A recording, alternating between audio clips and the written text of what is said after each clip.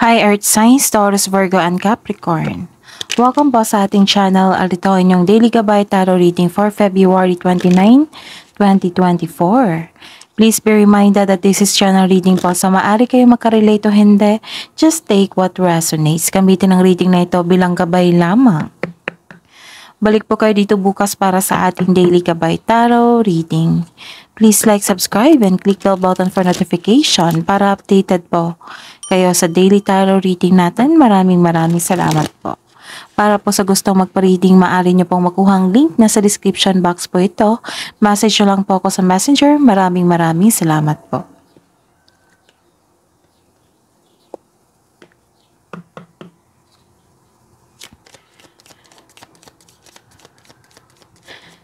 Spirits guys, ano po ang ganap?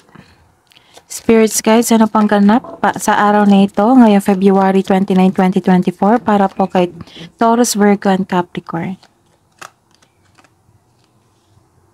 May ending with new beginning akong nakikita dito.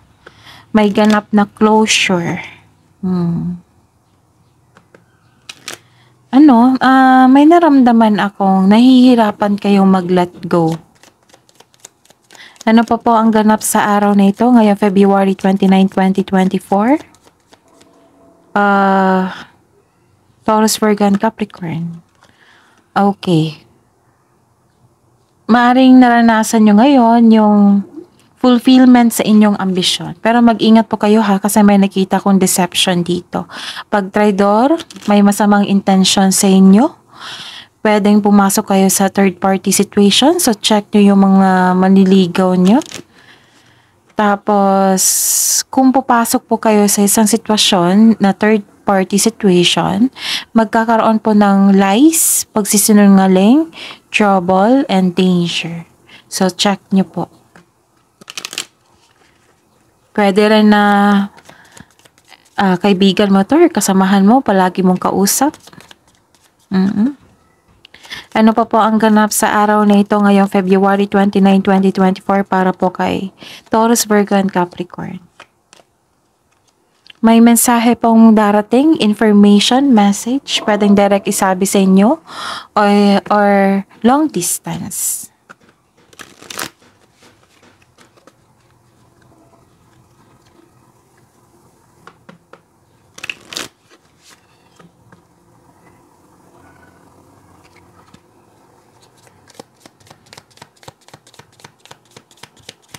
Ano po ang mensahe niyo po para kay Taurus, Virgo, and Capricorn ngayong February 29, 2024?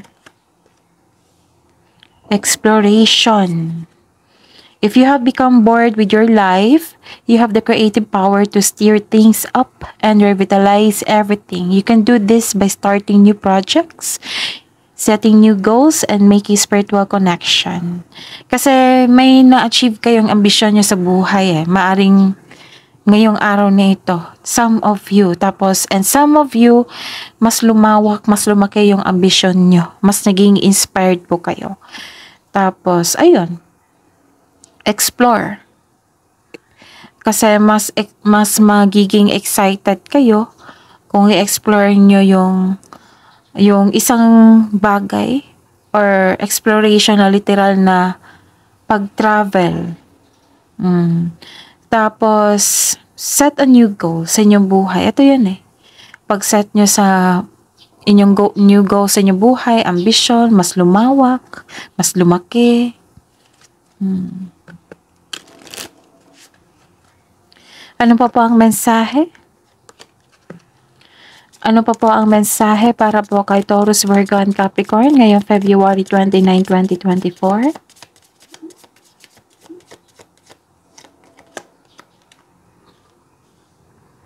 Okay, this is luck. Your goals are about to manifest in remarkable ways. Dreams are coming to fruition. Wow, ang ganda naman. Kasi nga 'di ba sabi ko kanina dito na some of you natupad na inyong ambisyon, isa sa inyong ambisyon. Kaya mas lumawak, mas lumaki ngayon. Oo, mas naging inspired po kayo kasi mas naging inspired kasi may na grant or natupad na or na-fulfilled na ambition. Tapos nakikita ko dito na Dreams are coming to fruition. So magkakaroon ng magandang bunga. Stop and enjoy this moment. It is important to let things flow at their natural pace. Rest assured that in due course of time, your wishes will come true. Ang ganda. Taurus, Virgo, and Capricorn ngayong February 29, 2024. Ano po ang energy ni Taurus, Virgo, and Capricorn ngayong February 29, 2024? Taurus, Virgo, and Capricorn. Clarification po sa card na ito. Clarification po sa card na ito.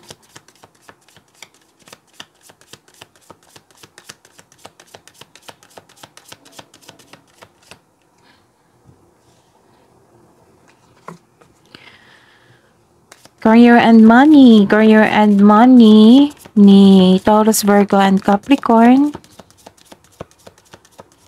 Ngayon, February 29, 2024. Clarification po sa card na ito.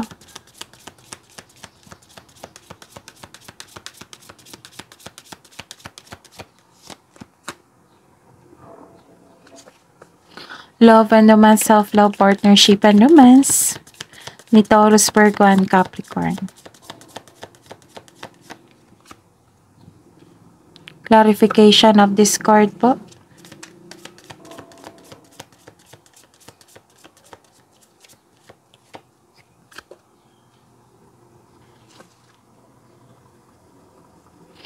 Ngayong February 29, 2024, para po kay Taurus, Virgo, and Capricorn, may nakita akong exhausted kayo, pressured. Sa sobrang exhausted nyo, nape-pressure na kayo. Some of you, ayaw nyong tapusin yung trabaho or relasyon. Nakikita ko dito na pinapressure mo yung sarili mo para magtagumpay. O naging perfectionist po kayo, kaya nababurnout po kayo. Subukan kunin mo lamang kung ano ang maaari mong kunin. May nakita rin akong ganap na intriga dito. Mag-ingat po kayo sa taong manloloko. Ito yung nabanggit ko dito sa second card nyo. Na mag-ingat po kayo sa taong manloloko na may masamang intention sa inyo. And the clarification is, ito yung pagtatapos ng isang mapait na sinapit, yung exhausted kayo, ito na yon. Endings with new beginnings. Kaya may lumabas dito sa first card nyo na ang sabi ko, ending with new beginnings. Pagtatapos sa isang mapait na sinapit, nagaganap ang pagbabago kung ikaw mismo ay tanggap ang pagtatapos na ito. Ang pagsuko na ito ay lumilikha ng isang pakiramdam ng kapayapaan at pasasalamat. May sabi pa dito na accept and learn the past situation. Sa career and money nyo po. Diba exhausted kayo, pressured kayo, na-burnout kayo sa sobrang dami ng trabaho? Sa sobrang dami ng demands? May nakita ko dito na may concern sa isang money. Sabi po ng card dito na this card ask you to save money, control on overspending. Tapos, lumabas din siya dito, yung maluloko. May taong nagbabalat kayo eh. Hindi siya totoo sa kanya sarili at sa inyo. So, mag-ingat po sa kanya. Tapos, di ba, exhausted kayo, burnout, maghahatid ito ng stress or pagkakasakit, so dobleng ingat. Itong taong ito na nagbabalat kayo, may inggit po siya. May inggit po siya sa inyo or nag-spy po siya sa inyo. So, dobleng ingat po. Kung chismis man niyan, check nyo, fact check po kayo kung totoo ba yan or hindi. Okay? Sa love life, self-love, partnership, and romance, may natanggap kang opportunity dito pero hindi mo tinanggap dahil sa meron kang dahilan. Maaring may nanligaw sa inyo, hindi mo tinanggap kasi meron kayong dahilan or hindi pa kayo handa.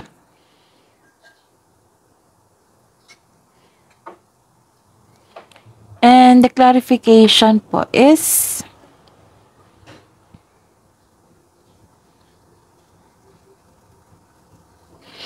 may concern kayo sa isang immature person.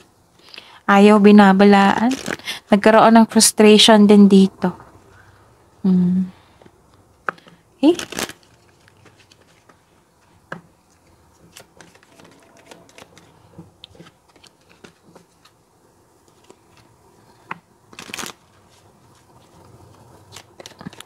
Love message na po para po sa mga single na Taurus, Virgo, and Capricorn.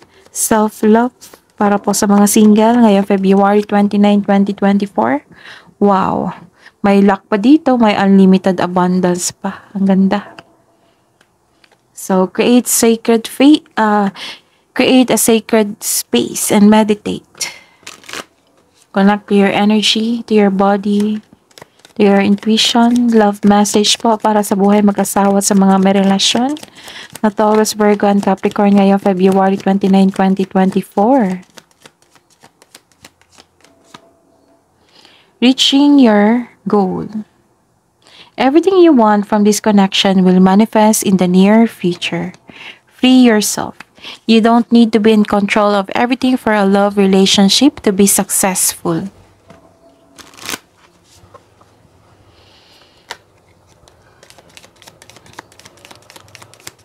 Kabang love message po para kay Taurus, Virgo, and Capricorn ngayong February 29, 2024.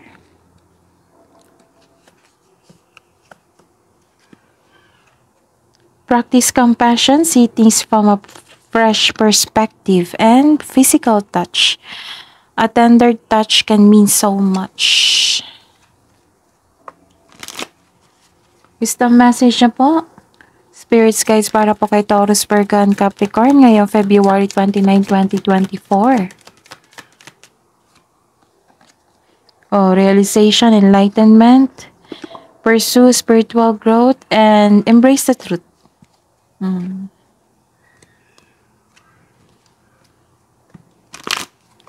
Kabang message na po, advice na po para kay Taurus, Virgo, and Capricorn ngayong February 29, 2024. Look at the bigger picture and don't let your past hold you back.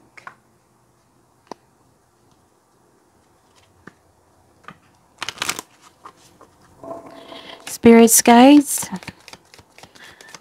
angels, archangels, guardian angels, mensahe niyo po para po kay Taurus, Virgo, and Capricorn ngayong February 29, 2024. Sabi po ni Lady Gaia, your challenges are lessons, you are loved and welcome to Earth. And Cherubim, look to the stars, accept keys and codes of stellar wisdom. That is your reading today, Taurus, Virgo, and Capricorn. Please like, subscribe, and click bell button for notification para updated po kayo sa daily tarot reading natin. Maraming salamat po.